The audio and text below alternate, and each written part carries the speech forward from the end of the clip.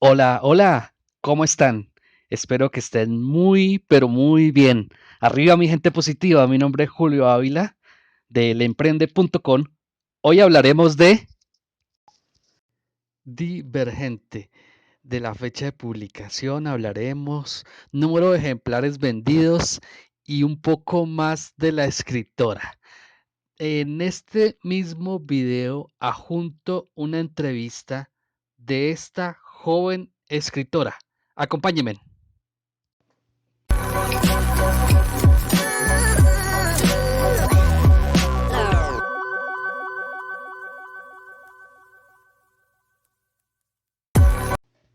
Publicado el 25 de abril del año 2011, cuenta con 463 páginas.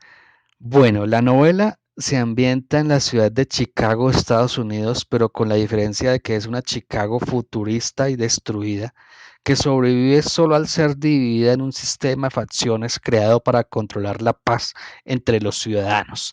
Este sistema de facciones se separa de los siguientes grandes bloques: verdad, encargados de la justicia; erudición, encargados del desarrollo tecnológico y ciencia; abnegación, usualmente al servicio de los demás; cordialidad, para ellos lo más importante es mantener la paz y ayudar a otros; osadía, por último, son los más rebeldes y están encargados de proteger la ciudad. Cada uno de ellos funciona en edificios separados y con una tarea específica que no se comparte con otras facciones. La protagonista ha nacido en la facción de abnegación y sus padres ocupan cargos importantes en el gobierno. Ella nunca se ha sentido identificada con lo que ha enseñado mientras crecía, por lo que se siente tímida y que no es capaz de encajar.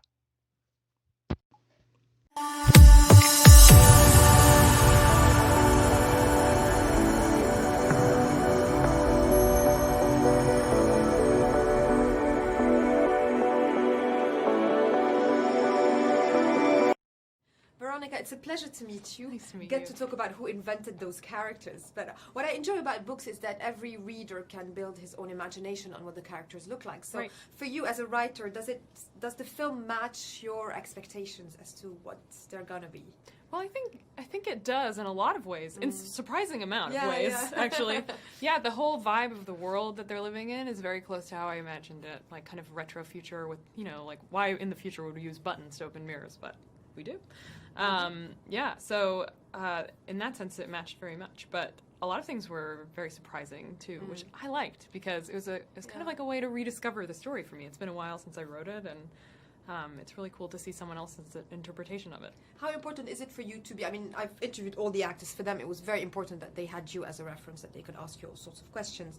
How important was it for you to be involved in the process? Well, it's funny they say that because I tried to stay away from them as they were doing their work, because I think, it's the actor's job to understand the character, to sympathize with them, and to bring them to life. So I wanted to give them as much space as possible to do that without me kind of like looming over them with judgment and criticism. But I have a good relationship with the people who are working on the movie, and I talked to Neil Berger, the director, quite a bit about, little details of the world and how it works. So I felt like the work was respected, and that so was I, and that I was involved as much as I wanted to be. But I was also writing the third book at the time, so I was kind of busy, That absolutely. Well, when you wrote the first book, it was in the microcosm of the university. So technically, did you ever imagine that it would go to that kind of horizons? Not really, no. I think that would have been a little delusional of me at the time. Yeah. But it's all been a very pleasant surprise. I'm very pessimistic. I don't think anything will work out until it does. So it's all been a shock to me, I think. Well, or a good surprise, hey. Yeah, exactly. Mm-hmm. Well, what I enjoy about those kind of novels in general is that, the audiences, the readers can take out of it different things depending on who they are and their frame of mind. Right. Is it important for you as well to have that kind of eclectic literature that a lot of people can relate to?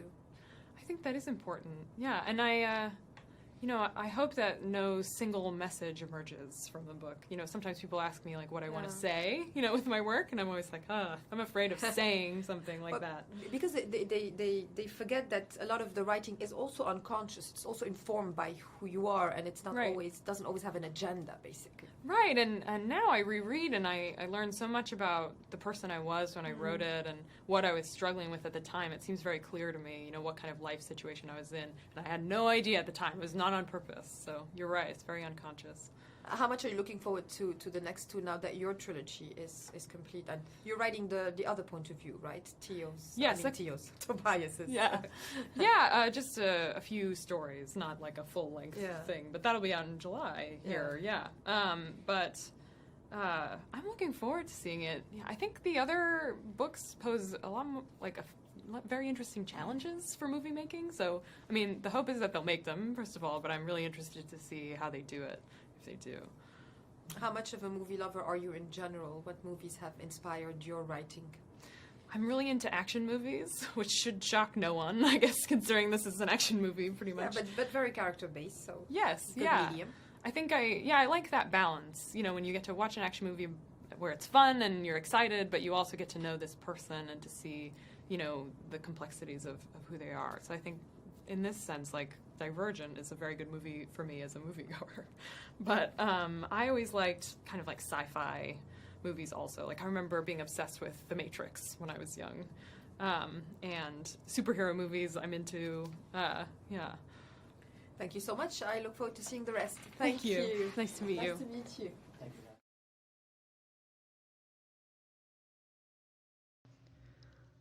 ¿Cómo te pareció? Bueno, ¿cierto? Gracias por ver este video. Te lo agradezco mucho.